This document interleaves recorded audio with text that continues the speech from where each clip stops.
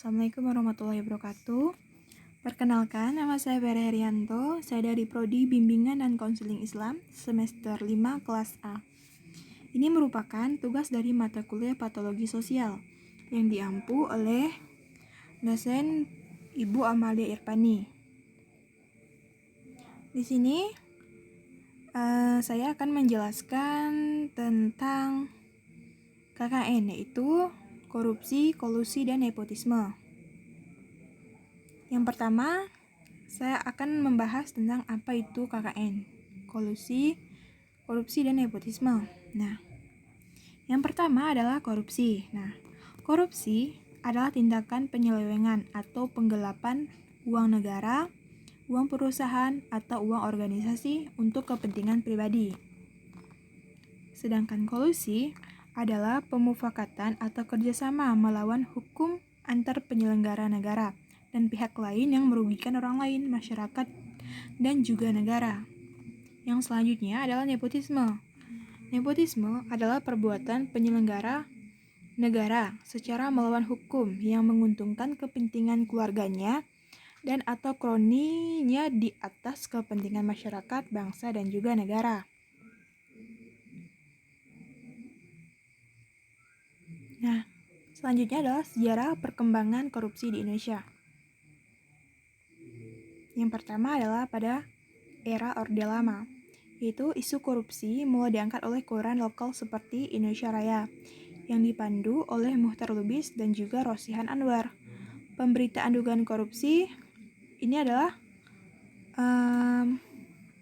pertama kali oleh Ruslan Abdul Ghani, yang menyebabkan koran tersebut kemudian diberandal. Yang selanjutnya adalah pada era Orde Baru. Nah, pada masa ini, Undang-Undang Anti Korupsi memiliki dasar hukum, yaitu Undang-Undang Nomor 3 Tahun 1971. Nah, Presiden Soeharto pernah membuat kebijakan anti korupsi tentang penyelenggaraan negara yang bersih. Tapi, karena kuatnya dari korupsi, kolusi, dan nepotisme, serta tidak ada restu publik, jadi program ini kurang efektif dalam membasmi koruptor. Selanjutnya adalah pada era reformasi. Nah, pada era ini, Undang-Undang Anti Korupsi memiliki dasar hukum, yaitu Undang-Undang Nomor 31 Tahun 1999 dan juga Undang-Undang Nomor 20 Tahun 2001. Nah, pemberantasan korupsi di Indonesia saat ini dilakukan oleh beberapa institusi, yaitu adalah tim tasdifikator, yaitu tindak pidana korupsi. Yang kedua adalah KPK, Komisi Pemberantasan Korupsi. Yang ketiga adalah BPKB. Yang keempat adalah kepolisian, dan terakhir adalah kejaksaan.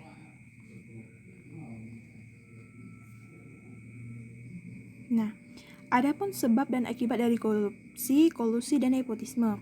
Yang pertama adalah sebabnya. Sebab dari KKN ini adalah yang pertama lingkungan politik dan ekonomi. Yang kedua adalah sektor keuangan yang tidak terregulasi dengan baik.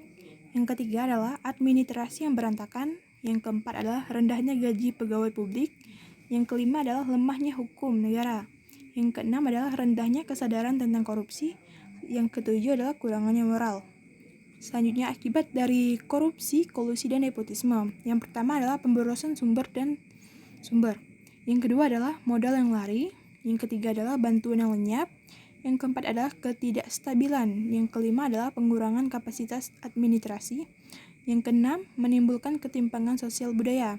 Yang ketujuh adalah pengambilan ahli kekuasaan oleh militer.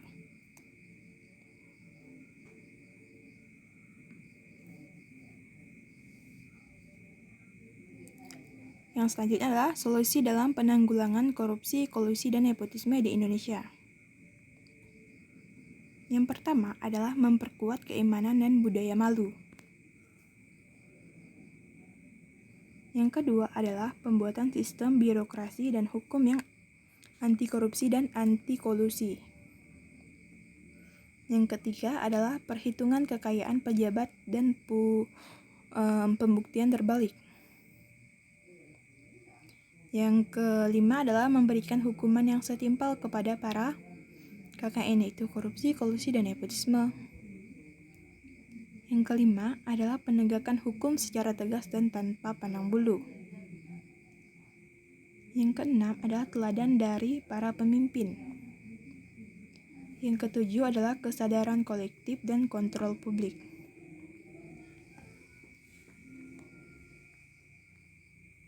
Sekian presentasi dari saya, kurang lebihnya saya mohon maaf. Semoga apa yang disampaikan bisa bermanfaat bagi kita semua. Akhir kata saya ucapkan Assalamualaikum warahmatullahi wabarakatuh.